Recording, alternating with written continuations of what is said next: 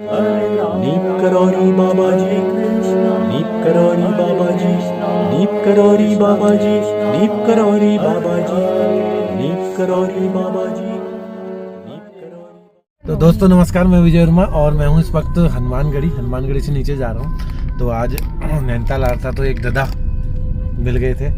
8 लोग बताया लेकिन ये 12 लोग हैं। आधार कार्ड भी साथ में है क्यों। तो इनसे जानते हैं इनके ज़िंदगी जुड़न में। तो नाम से शुरुआत करना, बच्चों के नाम, सबके अकाउंट में कैसे आए, कैसे जुड़े, कैसे क्या हुआ। तो नमस्कार, मेरा नाम रोहित है, रोहित रावत, और मैं उत्तराखंड रुड़की से बिलोंग करता हूँ। और महाराज के सानिध्य में आया मैं 2017 से। 2017 में मैं एक बार अल्मोड़ा आया था अपने एक रिक्रूटमेंट के लिए। तो वहाँ पे मैं जब वो क्वालिफाई करके मैं अपने घर जा रहा था तो मुरादाबाद में मुझे एक ऐसा थोड़ा सा एक दृश्य नज़र आता है। अभी भी वहाँ का है या वो किसी स्टेशन का है, वो मुझे पता नहीं। और तो हुआ कैसा कि जब मैं वहाँ से अपने घर गया और घर जाने के बाद मैं अभी फ़िलहाल तो मैं जॉब करता हूँ। अभी बता नहीं सकता, मैं आईटी कंपनी में जॉब करता हूँ, मैं पुणे में हूँ। तो वहाँ पे जब मैं गया तो हुआ ऐसा कि उस टाइम पे मेरी मम्मी के चेस्ट पे बहुत पेन होता था। तो मेरी मम्मी बोलती थी कि मुझे शायद से सर्जरी करानी पड़ेगी या कुछ डॉक्टर ने कुछ बोला है कि कैंसर हो सकता है या कुछ भी हो सकता है। तो उस टाइम मुझे थोड़ा सा लगता था कि ऐसा नहीं होना चाहिए। अगर ऐसा हुआ तो मे बी मैं ऐसा जल्दी से ऑब्जर्व नहीं कर पाऊँगा। तो उसके बाद हुआ ऐसा, जब मैं मतलब सुबह के टाइम पे मतलब रात को जैसे मैं अपने ऑफिस से आया, एक दिन हुआ रात के टाइम पे मुझे सपना आया। सपने में ऐसा दिखा कि कोई मुझे एक बड़ा बुजुर्ग आदमी ऐसे कंबल लपेटे हुए स्टेशन पे मुझे देख रहा है बहुत देर से और मुझे घूर रहा है बहुत। तो मुझे लगा कि कोई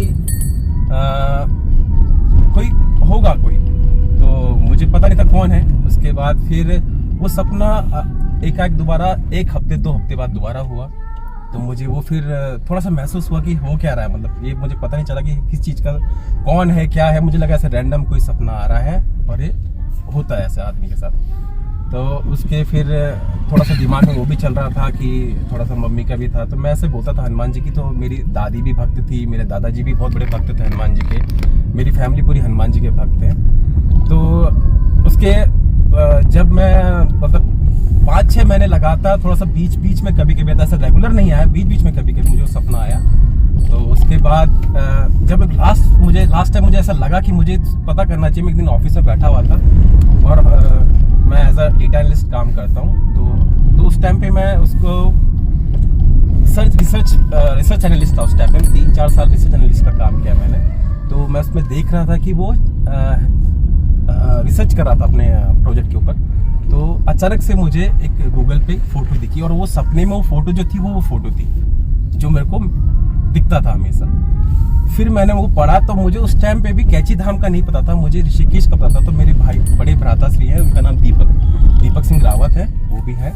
तो दीपक सिंह रावत जो मेरे भाई बड़े, तो वो उस टाइम पे ऋषिकेश होटल में जॉब करते थे। तो वो मॉम को एम्स में ले जाना और लाना, उनका थोड़ा सा आना जाना था। तो तब मैंने उनसे पूछा कि भैया मुझे ऐसा कोई मंदिर उस टाइप का कोई नीम करोड़ी बाबा के नाम से कोई मंदिर ऋषिकेश में है क्या। तो भैया ने कहा कि मैं उस रास्ते से जाता हूँ, मुझे पता है, बट मुझे कभी दिखता नहीं हो मंदिर। क्योंकि जो चीज़ दिखने वाले होती है वो दिखेगी, समय के साथ दिखेगा। कुछ भी चीज़ ऐसा तो है नहीं कि आप लोग ज़्यादातर ऐसे आते हैं कि नहीं मुझे बहुत कल मुझे बहुत बड़ी गाड़ी है, बहुत बड़ी जॉब है, बहुत बड़ा पैसा मिल जाए, ऐसा कुछ नहीं होता है।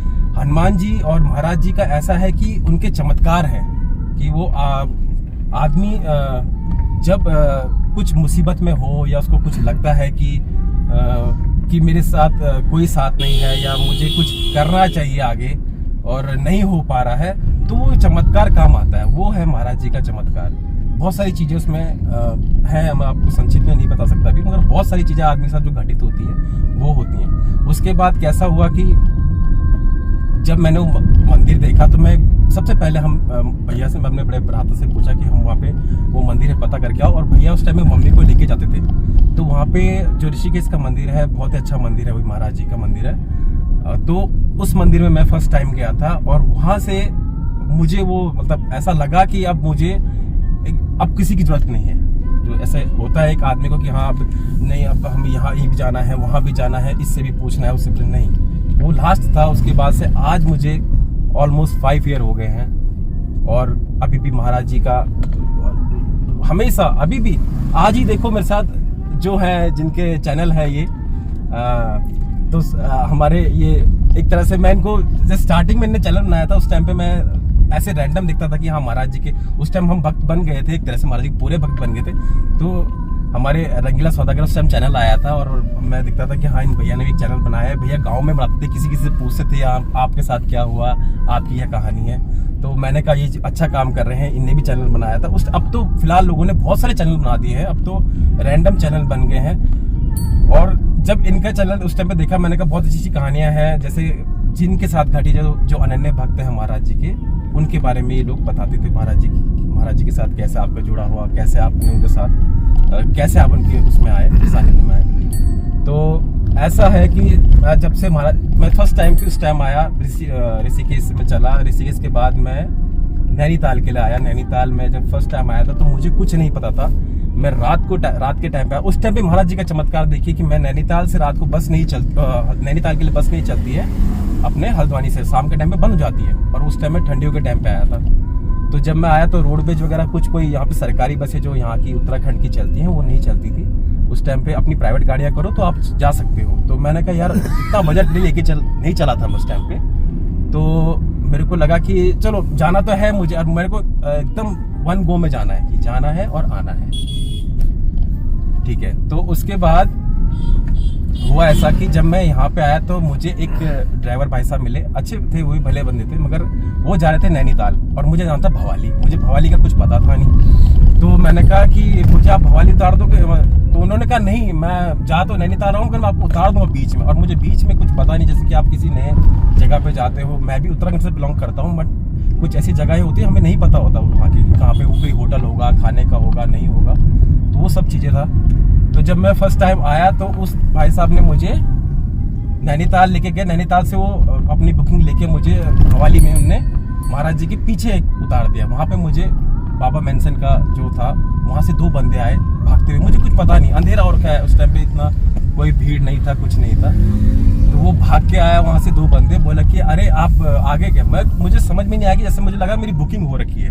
मैंने कहा मेरी तो बुकिंग ही नहीं है, आप कैसे मुझे जानते? बोला नहीं आप आ जाओ, यहाँ पे है रूम, आप खाना खा लेना। उन्होंने आग जला रखी थी, बहुत अच्छा माहौल था। मैं वहाँ पे गया तो उन्होंने मुझे बोला कि आओ आप यहाँ पे रुको, खाना खाओ। खाना वाना खाया, अपना आराम से दर्शन किए। उसके बाद जब मैं जा रहा था तो भी बहुत सारे चमत्कार हुए जाते हुए।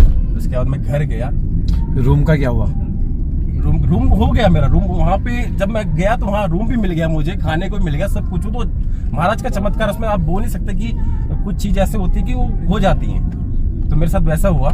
उसके बाद आज इतना टाइम हो गया कि पहले मैं खुद आया, उसके बाद मैं एक बार फिर आ रहा, मतलब मैं उसके बाद अकेले भी आया, काफी टाइम आता हूँ अकेले। मतलब उसके बाद जब मैं दोबारा आया तो मेरे पापा थोड़ा सा ऐसे डिफेंस वाले आदमी है, आर्मी से रिटायर है अभी।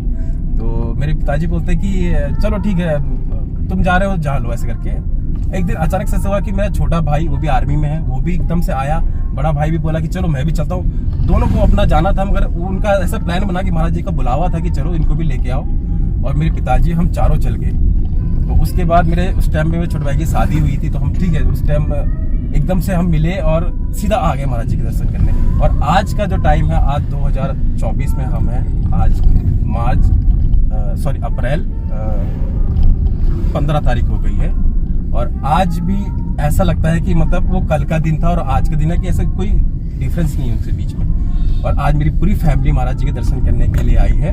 और वो इतना अच्छा टाइम था कि जैसे मैं अभी भी मेरे साथ एक चमत्कार ऐसा हुआ कि मैं वहां से निकला होटल से, नीचे महाराज जी के आश्रम में जा रहा था कि वहां से कोई गाड़ी वाड़ी मिल जाएगी, तभी मुझे दोबारा हमारे भैया रंगीला सौदागर वहाँ पे मिल गए। मैंने उनको जैसे ही देखा, उनकी गाड़ी देखी दूर से, मुझे लगा कि नहीं क्या सवारी भी बैठ गई थी और सवारी भी 2 सवारी बैठ गई थी।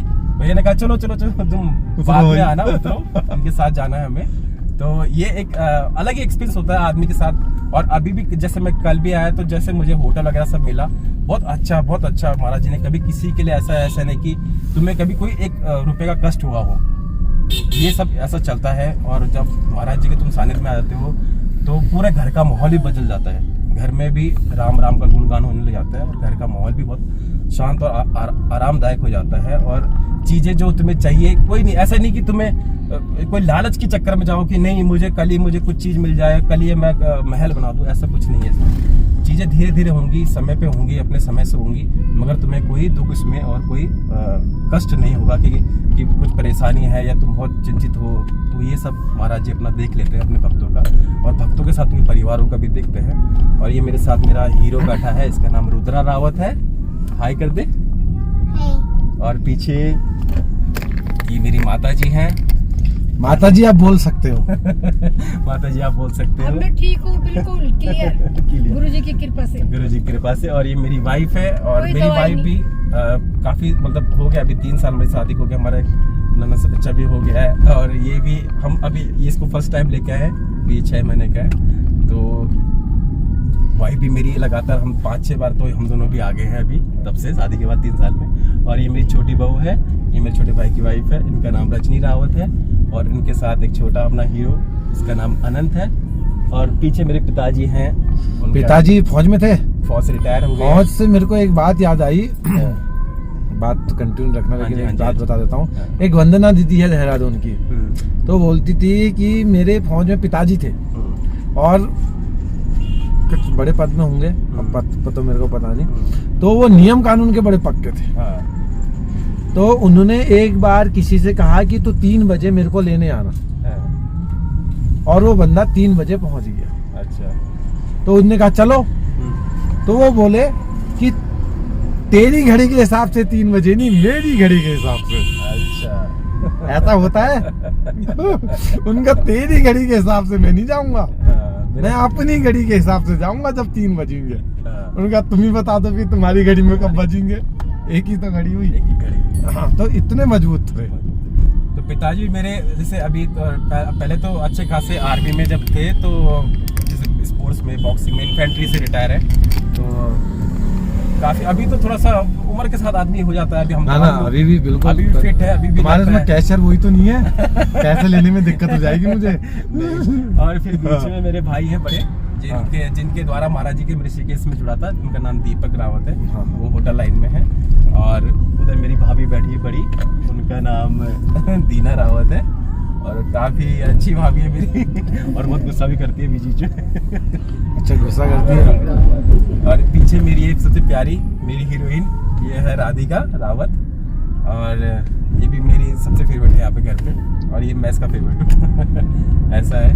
तो अभी भी मतलब महाराज जी का जैसे अभी भी मैं एक नॉर्मल थॉट्स बताता हूँ आपको, जिसमें महाराज जी के साथ आप ऐसे मतलब ऐसे नहीं बोल सकते कि एक झूठी कहानी एक कल्पना से बनाओ, ऐसा कुछ नहीं है।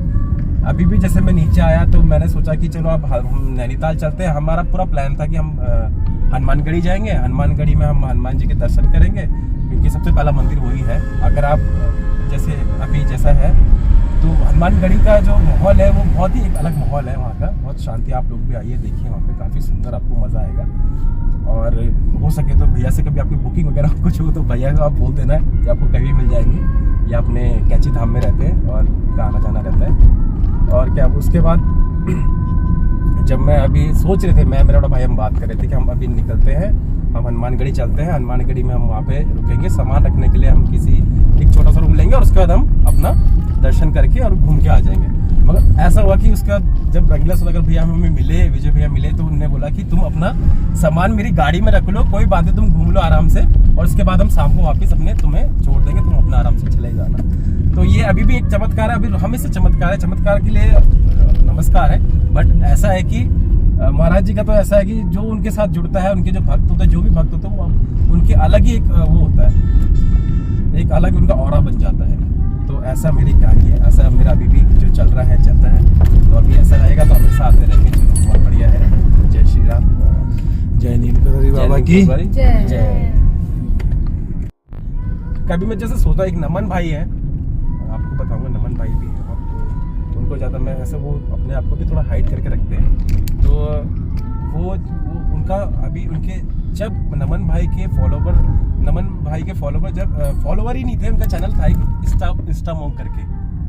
तो नमन भाई मुझे कोविड से पहले दिल्ली में रहते हैं, तो मैं पुणे में था। तो एक दिन मैं महाराज जी की फोटो डाली। मैं उनसे पहले महाराज जी को मतलब हाँ, ऐसे एक होता है कि भक्तों में भी होता है कि यार कौन पहले पुराना महाराज जी को जानता है, कौन जैसे जोशी जी हो गए या कोई भी हो गया, अब नाम नहीं बोलूंगा, मतलब बहुत सारा ऐसा होता है कि हाँ मैं पुराना था, मैं ज़्यादा महाराज जी के साथ रहता था या जो भी ऐसा होता है। तो हुआ ऐसा कि नमन भाई जो है, जिनका अच्छा खासा अभी काफ़ी उनके 2 lakh follower, I think 3-4 lakh follower हो गए उनके। तो वो उन्होंने मुझे पर्सनल पिंग किया कि आप कैसे जानते हो उनको। उनने मुझसे फ़ोन पे कहानी पूछ ली। तो मैंने कहा मेरे साथ तो ये घटना है जो मैंने आपको बताई। तो उन्होंने बोला कि ये, मैंने कहा आपका क्या सीन है, आपका कैसे आना हुआ, आप तो दिल्ली रहते हो, ये है। तो बोला कि नहीं मेरे दादाजी ऐसे थे, और जब मेरे दादाजी एक्सपायर हुए तो उनका मुझको अभी भी ऐसा लगता है कि हाँ वो अभी भी है, तो वो महाराज जी जैसे दिखते हैं। तो वैसा हुआ। तो अभी वो नमन भाई भी ऐसा है कि उनका भी काफ़ी फॉलोवर है, काफ़ी उनके अच्छे उसमें है, मतलब एक मूवी वगैरह बनाने की सोच रहे महाराज जी के ऊपर। वो लोग मुझसे बात की थी कि आप बताना मुझे। मैंने कहा हाँ देखेंगे, बहुत सहयोग रहेगा। तो ये है कि मतलब महाराज जी के भक्तों में भी ऐसा रहता है कि होड़ रहती है कि मैं महाराज जी के साथ ज़्यादा रहता हूँ या कौन रहता है, वो वाला सीन है।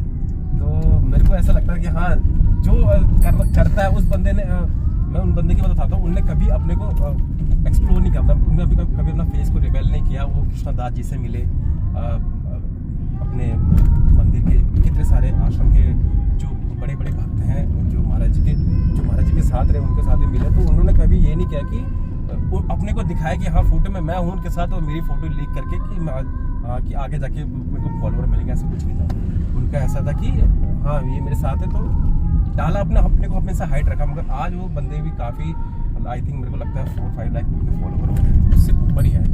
तो उनका भी ऐसा है। तो होप सो अभी हमारे भैया का भी 1 लाख सब्सक्राइब कराऊँ जल्दी, और लाइक एंड सब्सक्राइब कर दो। बहुत अच्छा है यहाँ पे चलो, महाराज जी की कृपा से यहाँ पे हनुमान जी का मंदिर